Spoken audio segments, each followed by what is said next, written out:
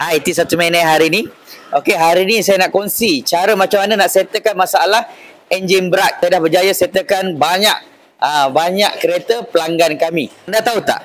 Kalau anda silap guna minyak hitam, boleh menyebabkan enjin anda jadi berat tau. Kalau anda nak enjin ringan, anda kena guna minyak hitam ni. Minyak hitam ni minyak hitam premium tau. Minyak hitam ni memang kita import daripada Perancis dan ini memang minyak hitam yang ada teknologi perlumbaan. Dan lagi satu saya nak bagi tahu, minyak hitam ni ada rekod dunia lebih 500 tau.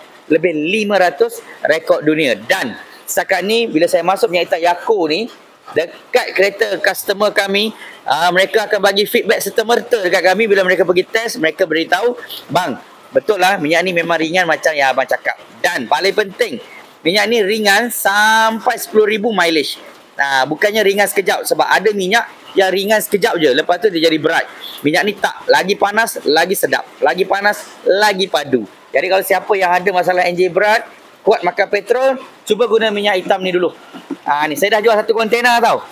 Satu kontainer. So, kalau siapa yang nak cari minyak Yako ni, boleh cari di Fizi Motorsport di Sunway Ipoh, ataupun kalau yang berada di luar daripada Ipoh, di seluruh Semenanjung Malaysia, kami boleh postkan untuk anda. Tak ada masalah. Anda hanya perlu tekan link di atas ni.